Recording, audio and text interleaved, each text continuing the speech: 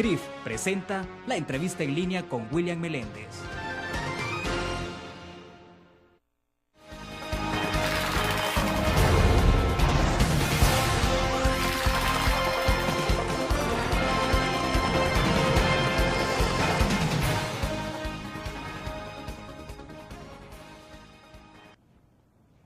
Es viernes 26 de agosto de 2011. Un saludo a nuestros cibernautas que están con nosotros en nuestro país y el mundo a través del www.laprensagráfica.com y también a nuestros televidentes en Canal 25 que nos ven a las 9 de la noche.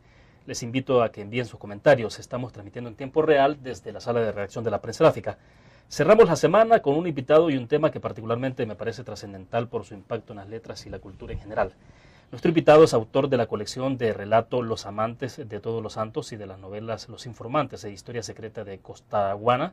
Ha publicado una recopilación de ensayos literarios como El arte en la distorsión, en el que se incluye el ensayo ganador al Premio Simón Bolívar de 2007. Tiene además una serie de traducciones de obras. Es columnista del periódico El Espectador y este año ha sido el ganador del Premio Alfaguara 2011 con la novela El ruido de las cosas al caer. Nos acompaña en nuestros estudios Juan Gabriel Vázquez, escritor de origen colombiano. Juan Gabriel, es un gusto, bienvenido. Hola, William, muchas gracias. Bueno, Juan Gabriel, ¿primera vez en nuestro país o no? Primera vez, sí. ¿Y qué tal? Fue ayer entonces la presentación. Debo entender que quien hizo la parte, no sé si es introductoria, fue el periodista Lafit Fernández, ¿no? Bueno, tuve un diálogo con él. Él estuvo en plan de entrevistador, tratando de sacarme los secretos más ocultos. Y nada, salió muy bien porque aparte de ser un gran comunicador, pues es un gran periodista. Estuvimos hablando de ese tema de la relación entre la novela, por un lado, el periodismo, por otro lado, el periodismo que él hace y la realidad. Ya, y entonces en este momento es una gira de presentación del libro por varios países centroamericanos, ¿no? Por varios países centroamericanos es la parte que estoy cubriendo ahora mismo.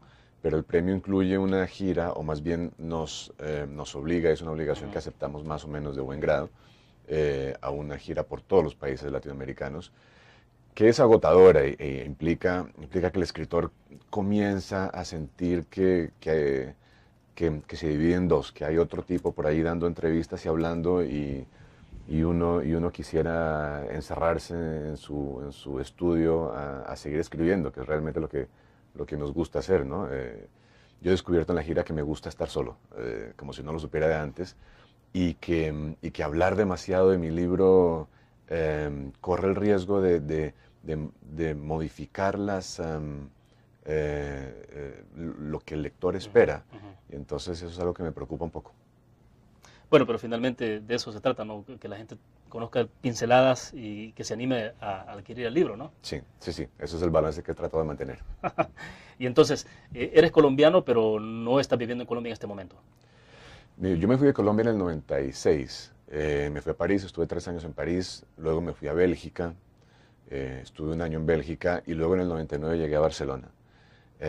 Y de ahí no me he movido. Barcelona se ha vuelto mi centro de operaciones, digamos, y es una ciudad donde ya he armado toda una vida, pues no solo alrededor de la literatura, porque allí hago traducciones, hago periodismo, doy clases y escribo mis libros, por supuesto, sino que he montado una vida de amistades y de complicidades que me gusta mucho.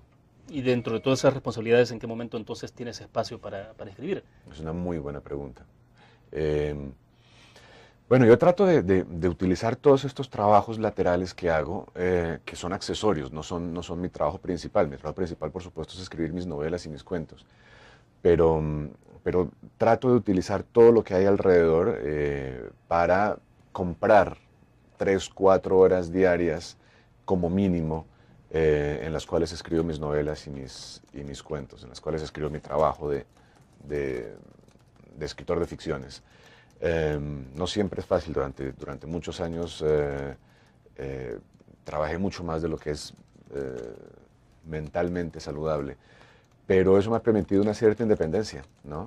Escribir mis libros a mi ritmo, respetando mis propios plazos, y en el fondo he publicado relativamente poco. Publicar una novela cada 3 o 4 años es relativamente poco. ¿Cuántas novelas tienes publicadas hasta hoy? 3. Los Informantes, Historia Secreta de Costaguana y El ruido de las cosas al caer, aunque como ya he confesado varias veces, antes de todo eso y antes de mi primer libro decente, que es un libro de cuentos, Los amantes de todos los santos, publiqué 2 novelas, muy joven, con 23 y 25 años.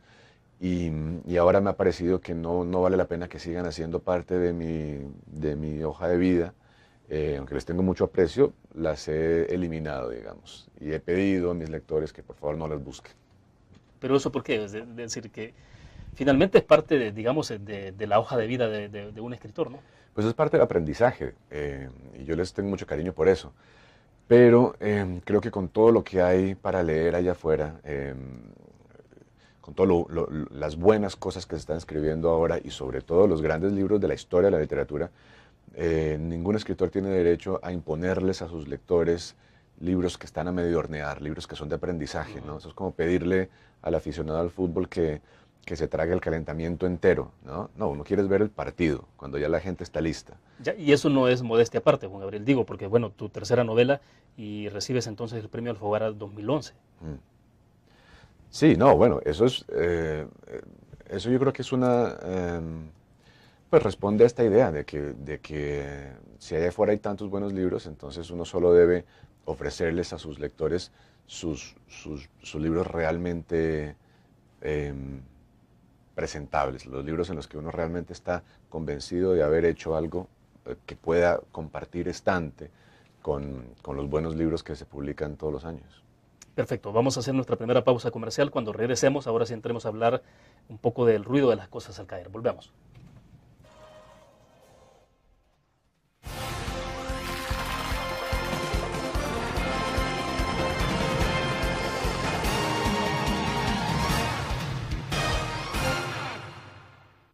¿Qué te parece si este año descubres nuevos destinos? Alcanzas tus metas. Manejas nuevos triunfos sin más preocupaciones. Cuenta con nosotros para lograr todas tus aspiraciones. Los créditos de la Agrícola te acompañan para que puedas crecer hasta donde te lo has propuesto. Solicítalos al 2210-9800 en bancoagrícola.com o en agencias. Banco Agrícola.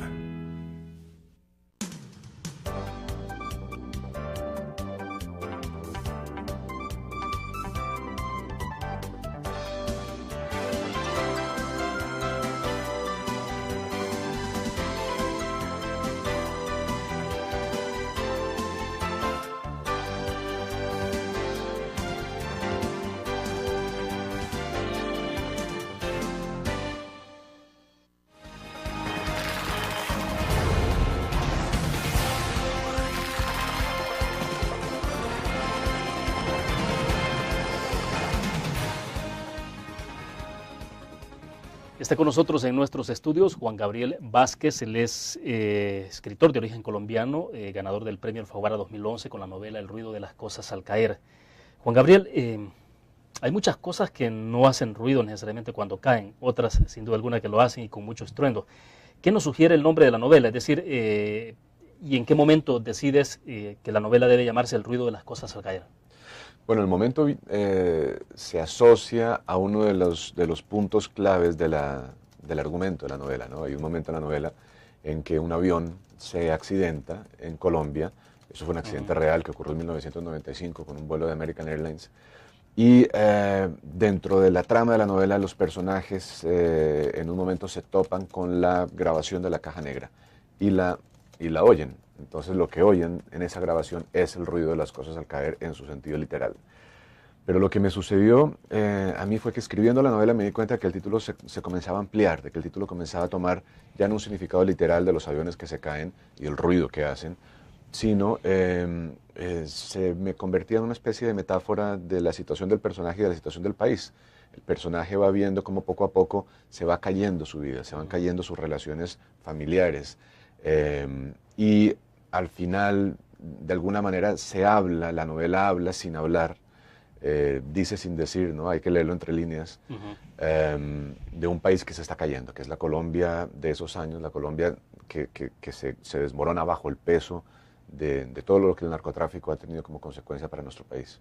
Claro, y es ahí donde se introduce todo un tema de actualidad, ¿no? Porque lo interesante de esta novela es que combinas el tema de la ficción, pero con mucho realismo, porque uno comienza a leer y se da cuenta de que hay nombres reales con hechos reales. Mm.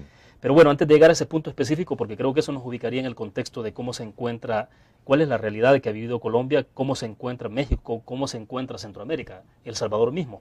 Pero bueno, antes de que lleguemos a ese punto, Juan Gabriel, el jurado que te otorgó el reconocimiento destacó cualidades estilísticas de la novela, cuya prosa recrea una atmósfera original y atractiva, justamente lo que estamos hablando, ¿no? Bueno, la novela se concentra muchísimo en la vida íntima de los personajes. Es decir, yo he tratado, y esto lo he repetido muchas veces, de que se entienda que yo no he escrito una narconovela y que mucho menos he escrito un tratado de sociología sobre el narcotráfico, ni sobre su influencia en la vida colombiana. Yo he examinado las vidas de unos personajes, las vidas privadas de unos personajes, muy convencido de que eso es lo que hace la novela, por supuesto. Y en buena parte la he escrito porque no encontraba eso en ninguna parte. Es decir, todas las consecuencias externas, visibles, comprobables del narcotráfico están muy bien documentadas en los medios de comunicación, en los archivos de los medios de comunicación. Pero lo que hace la novela es tratar de contar lo que no se ve, ¿no? Lo que no se ve, lo que no pueden ver el periodismo, lo que no puede ver la historia.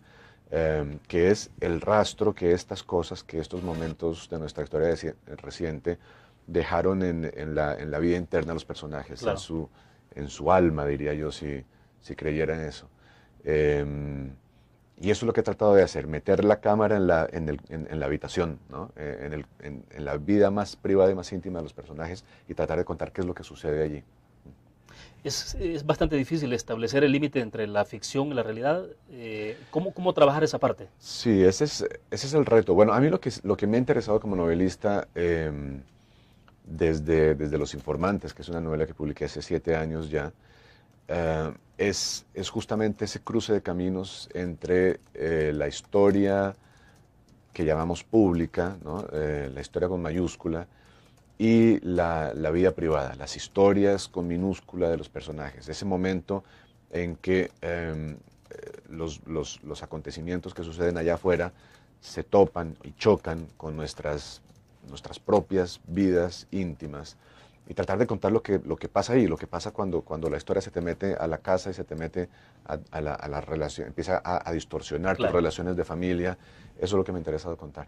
¿Y esto de alguna forma te ha implicado establecer una buena base documental de hechos concretos? Digo porque me llama poderosamente la atención el inicio de la novela alrededor de las figuras reales y decíamos circunstancias reales. El hipopótamo de Pablo Escobar, o sea, con un final trágico al igual que su mismo dueño. Sí. Bueno, mis novelas están ancladas en la realidad, toman pretextos de la realidad, y lo que sucedió con ese hipopótamo es que este hipopótamo, por quienes no están en antecedentes, se había escapado 2 años antes del antiguo zoológico de Pablo Escobar, se había escapado en el 2007. Pablo Escobar tenía un zoológico en el Valle del Magdalena que se convirtió durante los años 80 en una atracción turística muy visitada en mi país. Y este hipopótamo se escapó de allí en el 2007 y causó tantos estragos por allí, por la zona del Magdalena colombiano, que las autoridades decidieron cazarlo. Es decir, anduvo suelto permanente. Anduvo suelto durante 2 años, sí, dañando cultivos y asustando a la gente. Y, son animales peligrosos, ¿no? Claro. Y cuando lo mataron, yo abrí una revista, yo estaba en Barcelona, abrí una revista y me encontré con esta foto del hipopótamo muerto. Esto era a mediados del 2009. Y eso me hizo entender algo, todavía no sé muy bien qué, pero me hizo entender que mi vida de alguna manera había estado marcada desde lejos por todas las consecuencias de haber vivido a través de estos años, de haber sido testigo de estas cosas. El hipopótamo muerto me hizo recordar mi propia visita al zoológico de Pablo Escobar cuando yo era niño.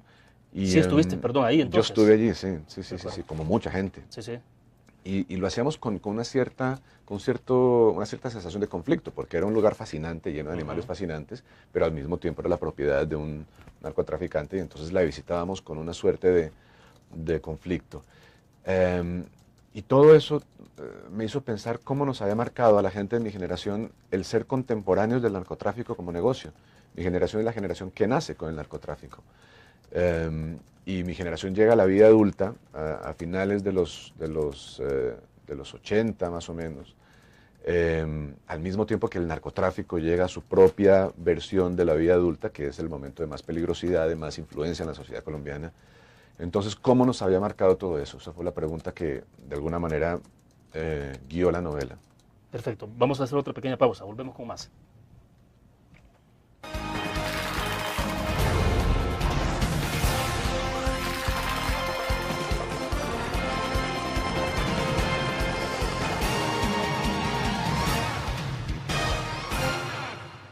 ¿Qué te parece si este año estrenas ilusiones?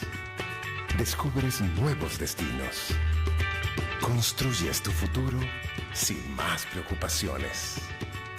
Cuenta con nosotros para lograr todas tus aspiraciones. Los créditos del Agrícola te acompañan para que puedas crecer hasta donde te lo has propuesto. Solicítalos al 2210-9800 en bancoagricola.com o en agencias. Banco Agrícola.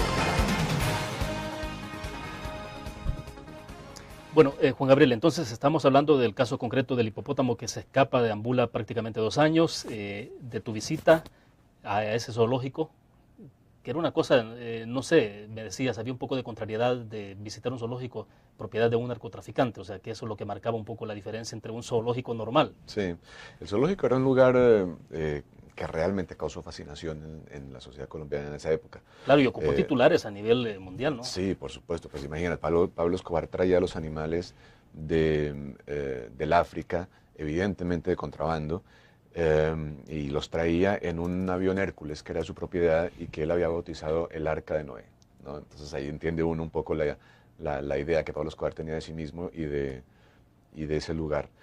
Y yo lo que he visto es que el zoológico es una especie de símbolo de la relación de la sociedad colombiana con el narcotráfico, esa mezcla de fascinación morbosa por esa clase de nuevos ricos que surgía a principios de los 80, cuando no se habían convertido en los carteles criminales de después. Esa mezcla de fascinación morbosa, digo, con el rechazo y con la condena, y en esa contradicción o en ese conflicto yo creo que se resumió mucho de la vida colombiana de los años 80. Y eso sí que se ha contado en libros y en novelas muy interesantes. Así que bueno, ese es el pretexto que da origen a la novela. Claro. Ahora, después encontramos también ya otros casos relevantes para la vida, para la historia de Colombia, el caso del asesinato de Luis Carlos Galán, ¿no? Sí. Él es un candidato presidencial que se supone que fue asesinado bajo las órdenes de Pablo Escobar. Sí, el asesinato de Luis Carlos Galán nos marcó mucho. Yo lo recuerdo perfectamente y la gente de mi generación se hace estas preguntas con cierta frecuencia. Nos preguntamos dónde estabas tú cuando mataron a tal o cual político, pero en particular Galán marcó nuestra adolescencia. Pero nuevamente la novela, la novela menciona eso porque el narrador pertenece a mi generación y el narrador vio marcada su vida por estos asesinatos que ocurrieron durante los años 80 en Colombia, pero la novela no cuenta estos asesinatos, no aparecen allí, simplemente se los evoca. Y la novela lo que trata de explorar es la consecuencia en la vida privada del narrador, en su relación con su esposa, la relación con su hija, las consecuencias emocionales de haber vivido en una época de asesinatos, de tiroteos, de bombas, cómo crecer en una sociedad amenazada, cómo crecer en una sociedad que tiene miedo, marca a una persona. Eso es lo que yo he querido tratar de explorar. No estamos ante una novela con un sentido estrictamente testimonial. No, No, porque lo que le ocurre al protagonista de ninguna manera me ocurrió a mí. Es decir, el protagonista y yo compartimos ciertas coordenadas. Los dos estudiamos Derecho, los dos perdíamos tiempo en los billares, ¿no? Los dos perdíamos tiempo también en ese centro cultural que hay en el centro de Bogotá, que se llama la Casa de Poesía Silva. Es un lugar magnífico, a donde uno puede ir a oír poesía. Pero yo no he construido la novela con mis propias experiencias. Más bien he construido la novela con mis miedos, con lo que no quiero que me pase. No con lo que me ha pasado, sino con lo que no quiero nunca que me pase, ¿no? Eso es realmente lo que ha construido el personaje de Antonio Llamara, que es mi narrador. Y lo he tratado de hacer desde un lugar literario, a través de una visión literaria, claro, ¿no? Entonces no, tiene muy poco de testimonial. Pero sí transmite entonces el sentimiento, el dolor, la angustia, la desesperación no sé, de cualquier colombiano. Tal como yo los recuerdo, sí. Y bueno, las primeras reacciones de los lectores me han confirmado que sí, que estas son ideas que todos tenemos en común. Esta manera de vivir en un ambiente de violencia y esta manera en que la violencia nos ha marcado nuestras vidas privadas. Yo creo que sí, que la novela dice algo a los lectores, no solo colombianos además, porque mi experiencia, hablando del libro en otros países, me ha enseñado que eso es un lugar común de nuestras sociedades latinoamericanas, ese haber atravesado un momento de violencia, un momento de inseguridad, un momento de incertidumbre que nos marca, ¿no? En México, en el norte de México, en el Perú de Sendero Luminoso, en Guatemala. La gente me decía que esto que la novela describe en el caso colombiano son emociones que ellos han sentido. ¿Alguna vez el temor, el miedo fue superado en Colombia? Es decir, porque no estamos viendo la Colombia de ahora, no es la misma de hace 10, 20 años atrás, sin duda alguna. No, claro. Y ya hablaremos más adelante de la historia, de cómo se está replicando, incluso como una forma de espejo lo que está ocurriendo en Centroamérica, concretamente en México, ¿no? Pero entonces, ¿los miedos se pudieron superar en Colombia? Bueno, no lo sé. Yo creo que a mí un amigo médico me decía que el miedo es como un herpes. Eso es una infección que queda ahí subterránea y que sale en distintos momentos de la vida, pero que nunca se elimina por completo. Pero yo creo que todos nuestras sociedades hemos aprendido a dejar esas cosas atrás y a funcionar normalmente, ¿no? Pero creo que he escrito la novela también para responder a esa pregunta. He escrito la novela también para tratar de explorar cómo hemos llevado las vidas adelante a pesar de eso, a pesar de lo que vivimos. Perfecto, vamos a otra pequeña pausa, volvemos.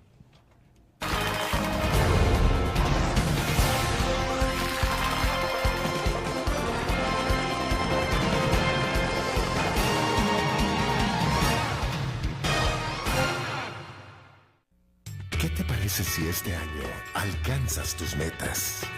Construyes tu futuro. Enfrentas nuevos retos sin más preocupaciones. Cuenta con nosotros para lograr todas tus aspiraciones. Los créditos de la Agrícola te acompañan para que puedas crecer hasta donde te lo has propuesto.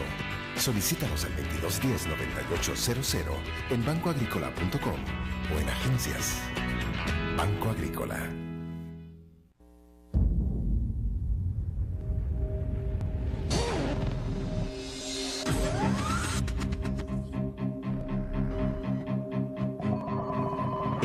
De una estrategia financiera desde los negocios y la actividad económica hacia toda Centroamérica. El Economista Regional, una revista especializada donde encuentras el panorama empresarial y los principales movimientos financieros. El Economista, el modelo regional de información económica.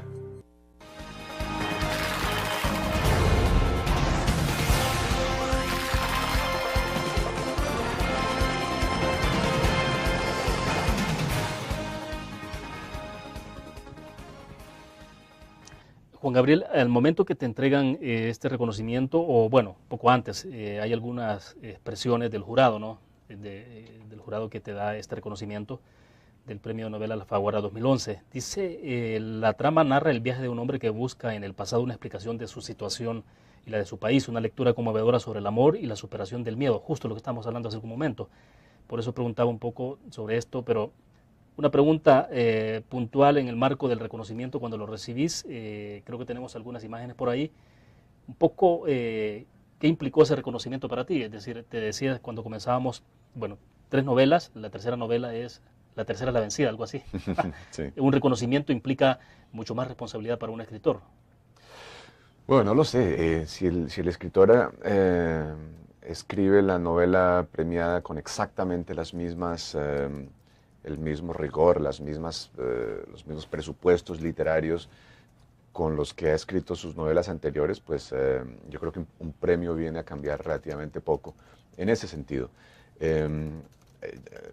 Yo no creo, a mí el premio no me hace sentir que tenga mayor responsabilidad, porque todas mis novelas han sido trabajadas de la mejor manera que sé hacerlo, y he escrito el mejor libro que era capaz de escribir en ese momento. Las 2 anteriores las escribí así, esta la escribí así, la siguiente la escribiré así también. Sin embargo, me imagino que la crítica, la gente, el lector, sí. nosotros, digamos, que Sí. somos los consumidores de las novelas, de las obras, y que leemos, ¿será que en un momento determinado sí podemos caer en eso?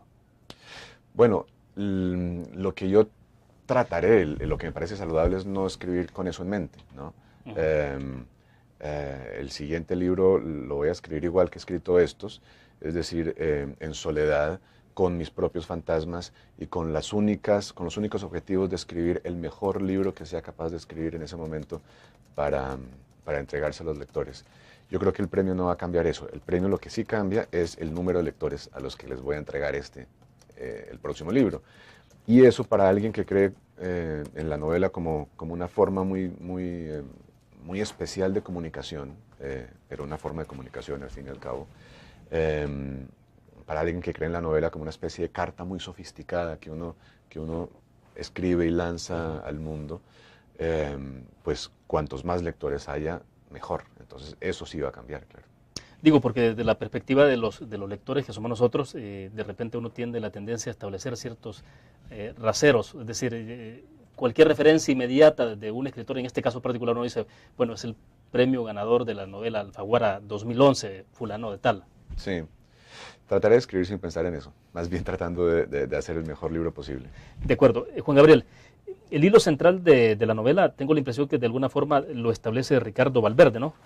Sí, No sé si Valverde, es un sí. personaje enigmático, muy reservado, parece que se abre un Sí, poco. sí. ¿Y cómo logras entonces, utilizando esa figura y ese hilo conductor, ir sacando? Sí. Bueno, la novela está construida como una investigación. Mi narrador, que es este joven abogado, conoce a este tal Laverde en unos billares del centro bogotano. Se da cuenta inmediatamente de que Laverde es un personaje misterioso, de que tiene un pasado oculto, y comienza a interesarse en eso. ¿Qué estará ocultando Laverde? ¿Quién será en realidad? Cuando está en medio de esas dudas, que son curiosidades morbosas, digamos, a Laverde lo asesinan. Esto lo podemos contar sin dañar mayormente la sorpresa. Una de esas balas perdidas le toca a mi narrador, y por supuesto que esa herida le cambia la vida. Y él comienza a investigar en la vida de Laverde para tratar de entender qué es lo que le ha pasado a él, ¿no? Y la novela está montada así, como una investigación en una vida ajena, como la persecución de un secreto, ¿no? De una revelación. Y la idea es que esa investigación en una vida individual, en un momento de la novela se abra, y lo que comienza es una investigación en el pasado colectivo de Colombia, una investigación en un momento en particular de los años 70, que fue cuando nació el narcotráfico, cuando comenzaron a salir los primeros aviones. Eso es lo que trata de contar la novela, un momento colectivo a través de la investigación en una vida individual. 1970 es como la fecha de partida, de fundación de esa situación de narcotráfico en Colombia. Claro. ¿Y para entonces qué edad tenías? Yo no había nacido, yo nací en el 73, que es el año, es el año en que se funda la DEA. De manera que es lo que te digo, mis amigos que hayan nacido en el 71, sí, claro. Nacen en el año en que Richard Nixon declara la guerra contra las drogas. Mis amigos nacidos en el 70 nacen en el año en que se toman las primeras medidas de la prohibición, ¿no? de la prohibición de las drogas en Estados Unidos. Yo nací en el 73, el año en que se fundó la DEA, de manera que somos estrictamente contemporáneos de esto, de la guerra. Bien, vamos a hacer otra pequeña pausa, volvemos.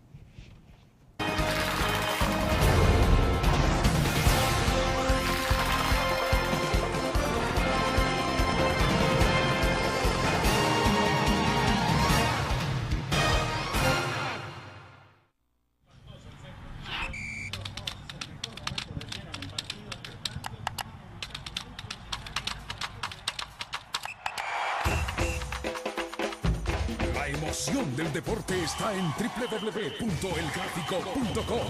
Ingresa al nuevo escenario deportivo y descubrí toda la pasión del deporte. Fotos, videos, fichas y resultados de las mejores ligas del mundo. Elgráfico.com. Conectados por deporte. Blur. La revista más innovadora y moderna de todos los tiempos. Única en su estilo, creativa.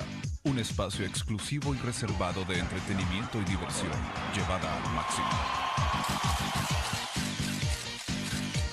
Blur.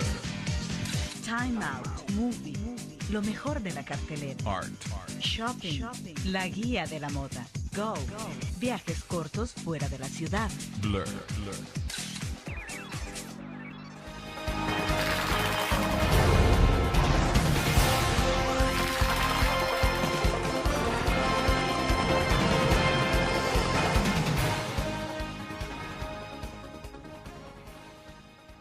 Juan Gabriel, lo que se describe, lo que uno como lector comienza a experimentar dentro de la lectura de esta novela, ¿podemos establecer que estamos ante la misma Colombia de la actualidad o qué es lo que ha ido cambiando en Colombia?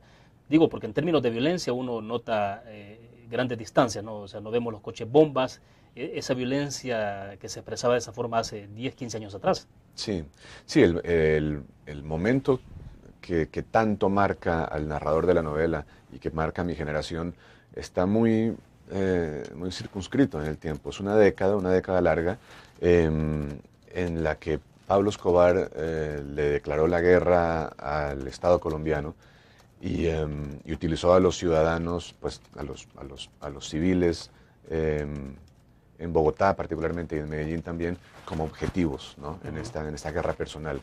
Entonces ahí fue cuando estallaron las bombas, cuando comenzaron a estallar las bombas por todas partes, comenzaron a matar a los policías, comenzaron a matar a los políticos y todo eso desapareció con la muerte de Escobar en el 93. Entonces eso cambió mucho, la presencia del narcotráfico y de los carteles de la droga en la vida pública colombiana, que se fue hacia el fondo, es ahora subterránea, pero el narcotráfico como negocio sigue marcando la vida colombiana porque sigue financiando los ejércitos ilegales que protagonizan la guerra en Colombia ahora mismo. Ahora, es una situación ya no exclusiva de Colombia, pues estábamos acostumbrados en Centroamérica, por ejemplo, a ver desde lejos, a ver la realidad colombiana desde los titulares de los periódicos, de los noticieros de televisión, de la radio, pero no a experimentar en carne propia. Sí. No digo que El Salvador esté en una situación como la que tiene Colombia, pero el caso concreto de México, te decía cuando comenzábamos, lo que justamente ha pasado el día de ayer en Monterrey en una discoteca, llegan unos tipos armados a esa discoteca que estaba obviamente repleta de jóvenes, rocían gasolina y hay más de 54 muertos. Sí. O sea, ya no es una situación exclusiva de Colombia. Es decir, la pregunta puntual, lo que estamos viendo en Centroamérica, ustedes lo vivieron hace muchos años. Sí, claro. No solo lo vivimos hace muchos años, sino que yo recuerdo de la época columnistas colombianos que advertían ya que esto podía pasar en México y en México en particular. Estamos hablando desde hace 15 años, de manera que alguien vio venir esta situación. Pero lo que sucede en México yo creo que es distinto de ese momento que nos tocó a nosotros vivir, que está asociado a la figura de una sola persona, ¿no? Que era Pablo Escobar, su personalidad megalómana, su guerra personal contra el Estado. Lo que sucede ahora en México está mucho más atomizado y es por lo tanto más difícil de controlar, más difícil de entender los grados de crueldad extrema a la que llega la violencia en México, pero también menos fácil de controlar. Entonces es una situación de salida incierta y yo no sé qué va a pasar realmente. Ahora, pero sí bueno, obviamente que las experiencias van teniendo variantes en cada uno de los países, pero más o menos es como la misma expresión de lo que ocurrió en Colombia. Bueno, son las mismas causas, ¿no? El poder desmedido que tienen las mafias y los carteles, que responde al dinero, a la cantidad de dinero inmensa que mueve el narcotráfico.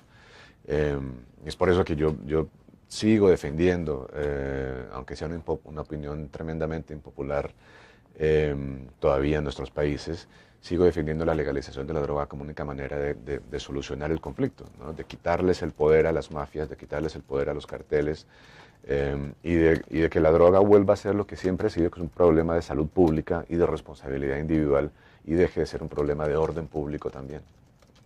Bueno, pero ese planteamiento me imagino que no te granjea del todo mucha empatía. No sé si en Colombia sea el caso además.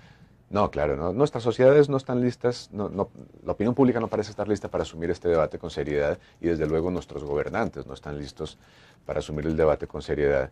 Pero yo creo que es urgente darlo, y estoy convencido además de que la historia demuestra que tengo la razón, ¿no? La historia de la prohibición del alcohol en Estados Unidos es el caso perfecto para comprobar que la prohibición de una sustancia, lejos de eliminar la sustancia de la vida de la gente, lejos de reducir su consumo, más bien produce crimen, produce mafias, produce corrupción, produce violencia.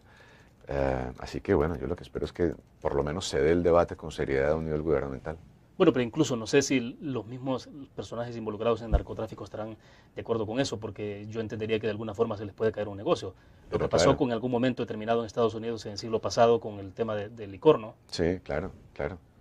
Es durante la prohibición del licor en Estados Unidos que nace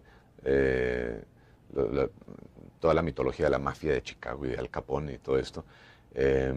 Y con aquello, la criminalidad, la corrupción, la violencia, desaparecida la prohibición, el alcohol sigue siendo un problema, digamos, ¿no? Nuevamente, responsabilidad individual y de salud pública, pero ya no es un problema de mafias. Entonces, pues, hay que mirar ese caso y tratar de hacer la analogía más fácil, ¿no?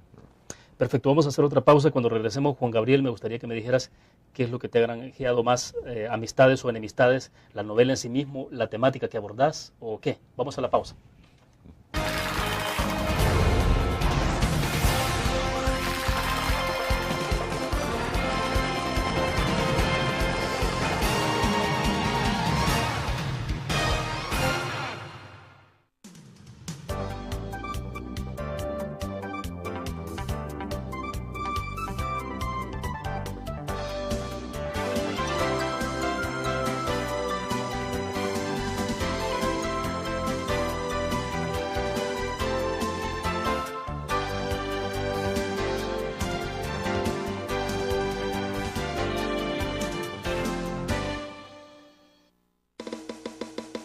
Tu periódico es dinero, porque ahora puedes pagar con la prensa gráfica.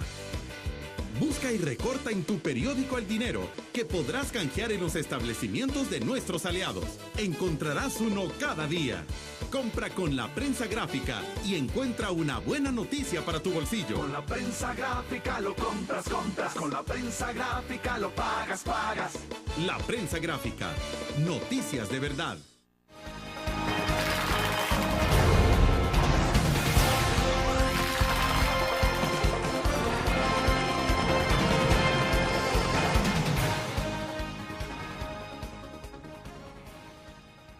A través del chat de la transmisión en vivo nos escribe Moisés Rivera. Dice, pregunta para tu invitado, si los escritores contemporáneos deben de denunciar problemáticas por medio de sus escritos.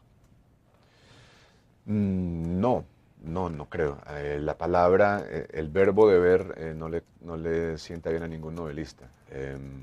Yo no creo que haya una obligación. Yo creo que a mí me interesan estos temas, me interesa lo que decía antes, contar ese momento en que se cruzan los mundos públicos, la vida pública, la vida histórica, la vida política de nuestros países con las vidas individuales.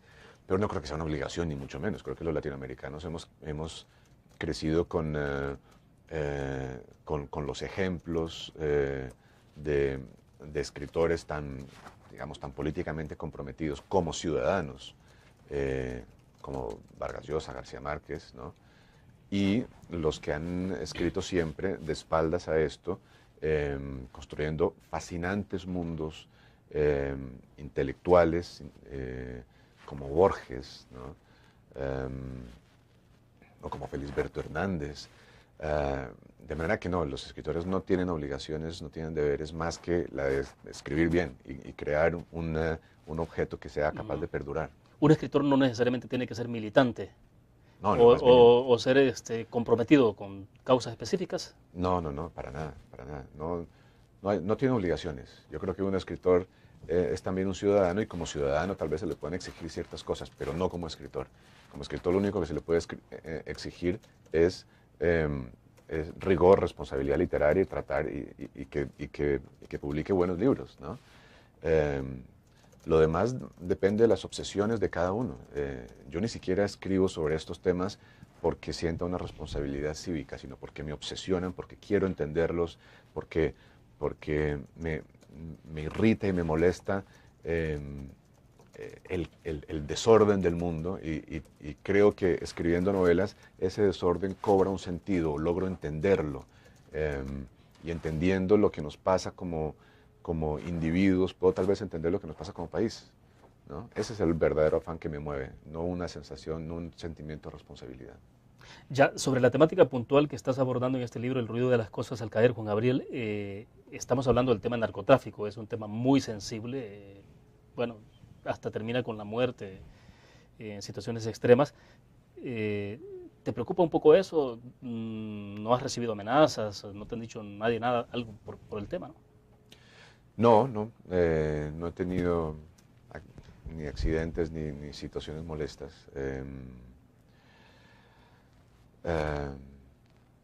Yo creo que el tema yo creo que todos queremos entender este tema. Todos queremos entender qué fue lo que le pasó a la sociedad colombiana y cómo afecta esto a nuestras sociedades en general. De manera que eso es lo que puedo decir. Ahora, me gustaría saber, por ejemplo, ¿cómo quieres en lo particular que sea leída, o cómo quieres que sea entendida más bien esta novela, y cómo pretendes, o qué es lo que pretendes que se fije en la mente de los lectores de nosotros? Bueno, justamente no quiero que se lea como una larga columna de opinión sobre la droga, no quiero que se lea como un tratado sociológico, no quiero que se lea como un estudio periodístico, absolutamente nada. Quiero que se lea como una historia íntima, como la historia de un hombre que investiga en una vida privada, que investiga en la vida de otro. Un hombre que es padre, que es amante, que es hijo también, y cómo una determinada situación de miedo, de angustia, de incertidumbre, marca su vida privada. Quiero que se lea como lo que son las novelas, que son historias de vidas privadas. Y de alguna forma, ¿sientes que lo estás logrando? Digo, en el proceso de retroalimentación con los lectores de la novela, ¿qué tal? Sí. Bueno, muy bien en ese sentido. Es más, muchos lectores me han confesado que comienzan a leer la novela con una especie de distancia, porque creen que se están metiendo en una narconovela o en una novela sobre el narcotráfico, y luego se dan cuenta de que no, de que es una novela sobre padres e hijos, sobre parejas que se caen, sobre destinos personales. Es una novela con dos historias de amor que yo he tratado de contar con tanta franqueza y tanta dureza como las historias lo han requerido. Y ahí es cuando un lector se compromete con el destino de los personajes, cuando son individuos con problemas como tienen todas las personas. Claro. Problemas en su relación amorosa, problemas en su relación con sus hijos, etc. Entonces, creo que va bien la cosa. Perfecto. Juan Gabriel, me interesa que hablemos un poco sobre tu vida particular, es decir, en qué momento es que comienzas a meterte en este mundo de la literatura, cuáles son un poco las influencias que tienes al momento de escribir. Sí. Bueno, ¿cuándo comenzó esto? la imagen la tengo muy clara en la memoria de un cuento que escribí a los 8 años. Ese fue tal vez el primer momento en que yo pensé que esto era un destino posible. Es decir, que la literatura siempre ha formado parte de mi vida. Yo siempre he estado leyendo y escribiendo de manera muy constante. Y más bien la decisión que tuve que tomar en algún momento no fue dedicarme a escribir, sino eliminar todo lo demás. Eliminar la carrera que yo había estudiado, que es Derecho, y una serie de cosas más para que la literatura fuera el centro de mi vida, ¿no? Yo descubrí que la literatura era una manera de estar en el mundo, mi única manera de estar en el mundo, y que tenía que hacer de eso lo más importante. Y en esa decisión me ayudaron muchos autores. El pez en el agua, el libro de memorias de Vargas Llosa, fue muy importante para mí. Con ese libro, en ese libro Vargas Llosa puso en palabras muchas de las cosas que a mí me molestaban en esa época, que era pues hacer de la literatura una obsesión, una pasión, una vocación, dedicación mañana, tarde y noche al oficio de aprender a escribir libros, todo eso como única manera de llegar a escribir un libro decente.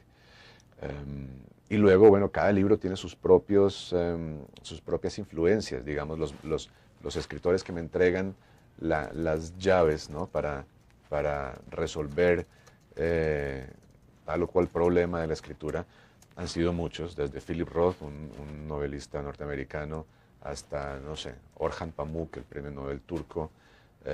Son muchas las influencias que yo cuento y además me gusta hablar de eso, no me gusta esconderlas como hacen otros escritores. De acuerdo, vamos a otra pausa comercial y regresamos.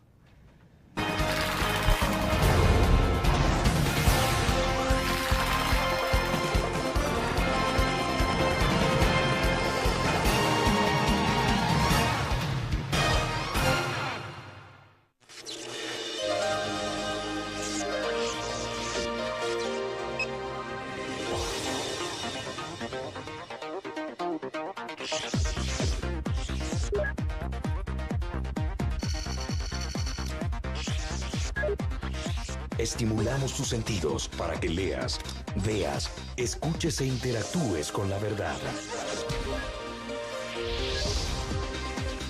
LPG Multimedia. Tu periódico es dinero, porque ahora puedes pagar con la prensa gráfica. Busca y recorta en tu periódico el dinero que podrás canjear en los establecimientos de nuestros aliados. Encontrarás uno cada día. Compra con la prensa gráfica y encuentra una buena noticia para tu bolsillo. Con la prensa gráfica lo compras. Con la prensa gráfica lo pagas. La prensa gráfica. Noticias de verdad.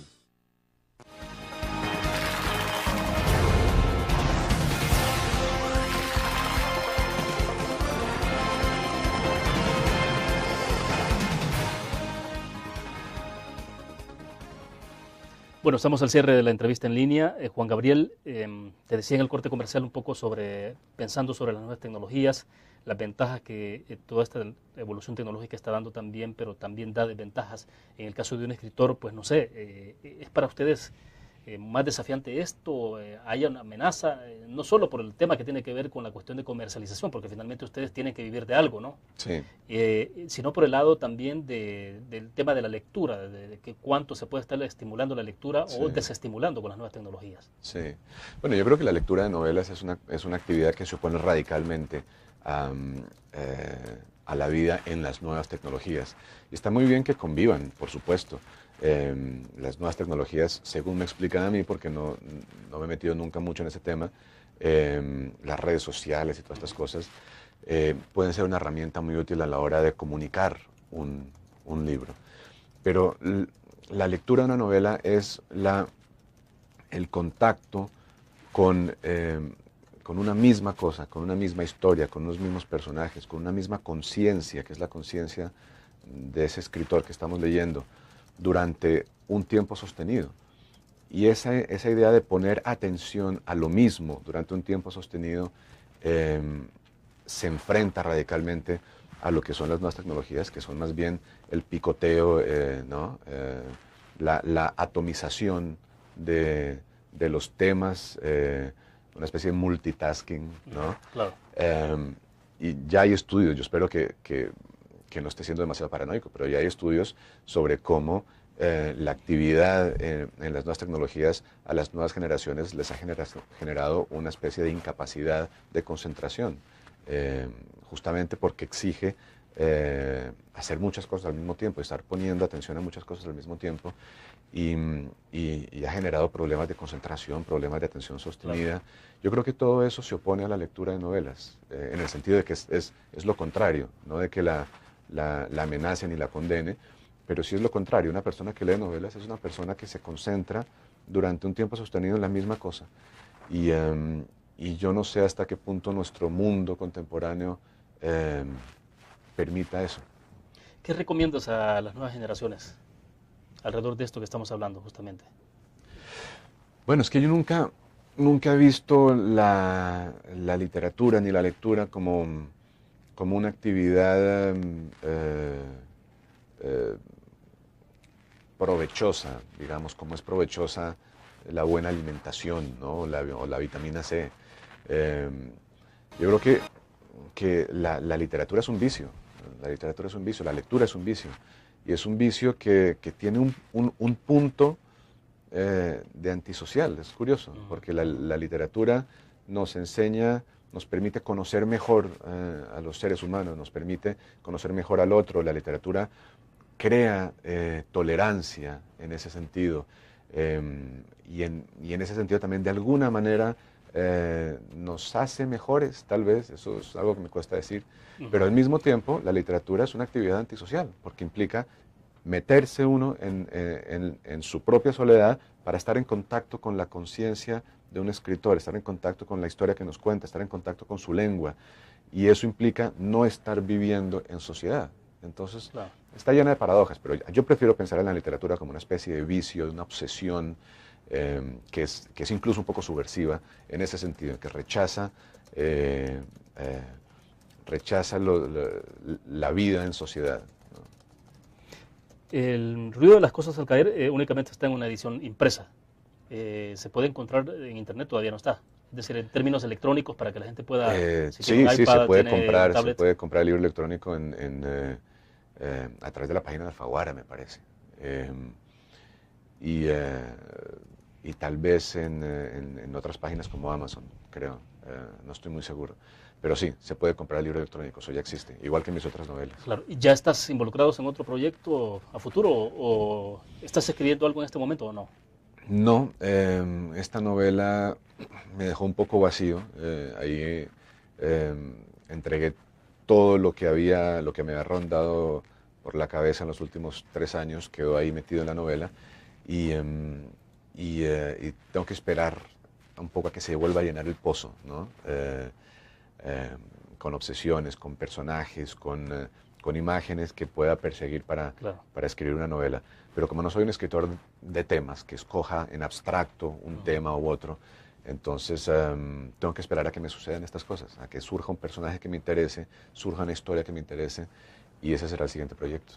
Bueno, perfecto, Juan Gabriel, te deseo más éxitos, sin duda alguna que estamos disfrutando de la literatura del ruido de las cosas al caer. Muy gentil, gracias por estar con nosotros. Pues muchas gracias.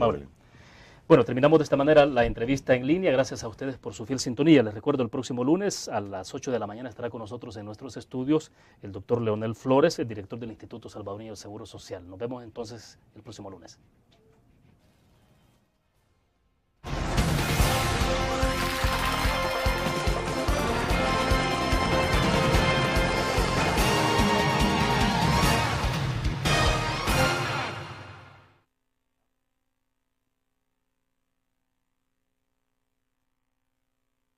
En plan de entrevistador, tratando de sacarme los secretos más ocultos, y nada, salió muy bien, porque aparte de ser un gran comunicador, pues es un gran periodista. Estuvimos hablando de ese tema de la relación entre la novela, por un lado, el periodismo, por otro lado, el periodismo que él hace, y la realidad.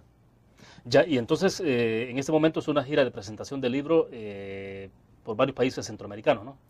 Por varios países centroamericanos, es la parte que estoy cubriendo ahora mismo, pero el premio incluye una gira, o más bien nos obliga, es una obligación que aceptamos más o menos de buen grado, a una gira por todos los países latinoamericanos, que es agotadora e implica que el escritor comienza a sentir que se divide en dos, que hay otro tipo por ahí dando entrevistas y hablando y uno quisiera encerrarse en su estudio a seguir escribiendo, que es realmente lo que nos gusta hacer, ¿no? Yo he descubierto en la gira que me gusta estar solo, como si no lo supiera de antes, y que hablar demasiado de mi libro corre el riesgo de modificar lo que el lector espera. Y entonces eso es algo que me preocupa un poco. Bueno, pero finalmente de eso se trata, ¿no? Que la gente conozca pinceladas y que se anime a adquirir el libro, ¿no? Sí, ese es el balance que he tratado de mantener. Y entonces, eres colombiano, pero no estás viviendo en Colombia en este momento. Yo me fui de Colombia en el 96. Me fui a París, estuve 3 años en París, luego me fui a Bélgica, estuve 1 año en Bélgica y luego en el 99 llegué a Barcelona. Y de ahí no me he movido. Barcelona se ha vuelto mi aprecio, las he eliminado, digamos, y he pedido a mis lectores que por favor no las busquen. ¿Pero eso por qué? Es decir, que finalmente es parte, digamos, de la hoja de vida de un escritor, ¿no? Pues es parte del aprendizaje, y yo les tengo mucho cariño por eso. Pero creo que con todo lo que hay para leer allá afuera, con todas las buenas cosas que se están escribiendo ahora y sobre todo los grandes libros de la historia de la literatura, ningún escritor tiene derecho a imponerles a sus lectores libros que están a medio hornear, libros que son de aprendizaje, ¿no? Eso es como pedirle al aficionado al fútbol que se trague el calentamiento entero, ¿no? No, uno quiere ver el partido, cuando ya la gente está lista. Ya, y eso no es modestia aparte, Juan Gabriel, digo, porque bueno, tu tercera novela y recibes entonces el premio Alfaguara 2011. Sí, no, bueno, eso yo creo que es pues responde a esta idea de que si allá afuera hay tantos buenos libros, entonces uno solo debe ofrecerles a sus lectores sus libros realmente presentables, los libros en los que uno realmente está convencido de haber hecho algo que pueda compartir estante con los buenos libros que se publican todos los años. Perfecto, vamos a hacer nuestra primera pausa comercial. Cuando regresemos, ahora sí entremos a hablar un poco del ruido de las cosas al caer. Volvemos.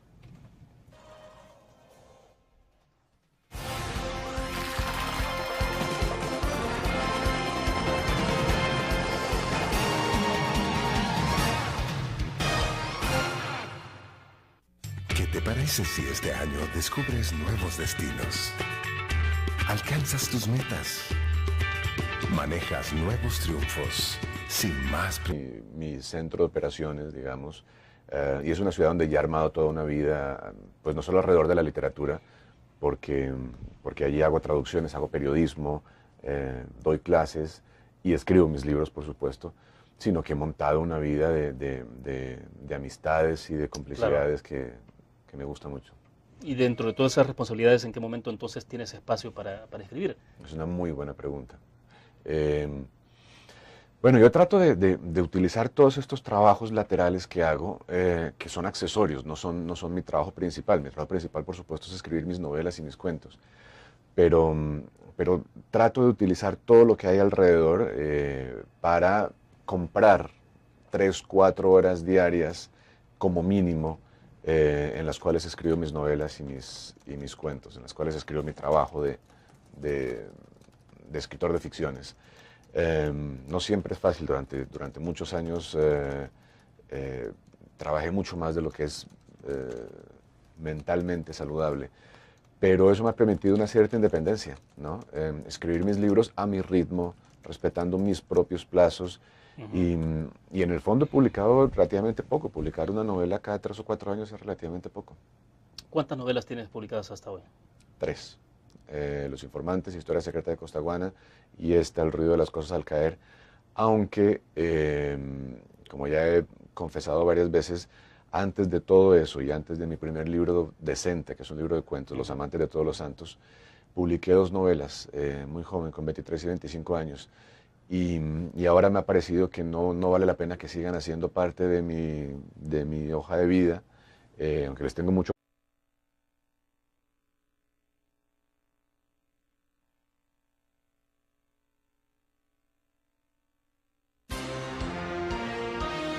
CRIF presenta presenta la entrevista en línea con William Meléndez.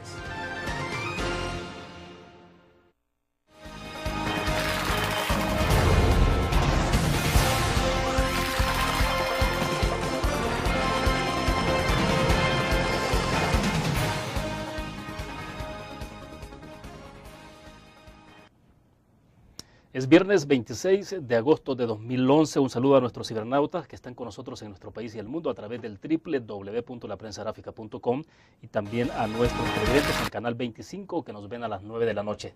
Les invito a que envíen sus comentarios. Estamos transmitiendo en tiempo real desde la sala de redacción de La Prensa Gráfica. Cerramos la semana con un invitado y un tema que particularmente me parece trascendental por su impacto en las letras y la cultura en general. Nuestro invitado es autor de la colección de relato Los Amantes de Todos los Santos y de las novelas Los Informantes e Historia Secreta de Costaguana. Ha publicado una recopilación de ensayos literarios como El arte en la distorsión, en el que se incluye el ensayo ganador al premio Simón Bolívar de 2007. Tiene además una serie de traducciones de obras. Es columnista del periódico El Espectador y este año ha sido el ganador del premio Alfaguara 2011 con la novela El ruido de las cosas al caer. Nos acompaña en nuestros estudios Juan Gabriel Vázquez, escritor de origen colombiano. Juan Gabriel, es un gusto, bienvenido. Hola, William, muchas gracias. Bueno, Juan Gabriel, ¿primera vez en nuestro país o no? Primera vez, sí. ¿Y qué tal? Fue ayer entonces la presentación. Debo entender que quien hizo la parte, no sé si es introductoria, fue el periodista Lafit Fernández, ¿no? Bueno, tuve un diálogo con él. Él estuvo en plan... Ocupaciones. Cuenta con nosotros para lograr todas tus aspiraciones. Los créditos de la Agrícola te acompañan para que puedas crecer hasta donde te lo has propuesto. Solicítalos al 2210-9800 en bancoagrícola.com o en agencias. Banco Agrícola.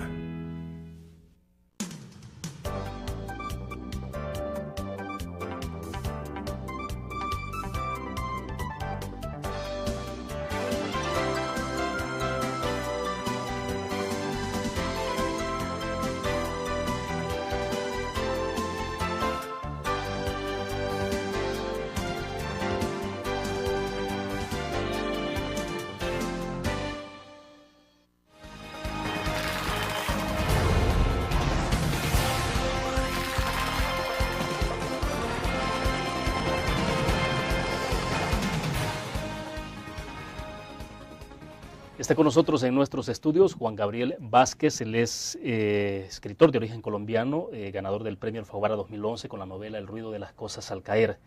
Juan Gabriel, hay muchas cosas que no hacen ruido necesariamente cuando caen, otras sin duda alguna que lo hacen y con mucho estruendo. ¿Qué nos sugiere el nombre de la novela? Es decir, ¿y en qué momento decides que la novela debe llamarse El ruido de las cosas al caer? Bueno, el momento se asocia a uno de los puntos claves del argumento de la novela, ¿no? Hay un momento en la novela en que un avión se accidenta en Colombia. Eso fue un accidente real que ocurrió en 1995 con un vuelo de American Airlines. Y dentro de la trama de la novela, los personajes en un momento se topan con la grabación de la caja negra y la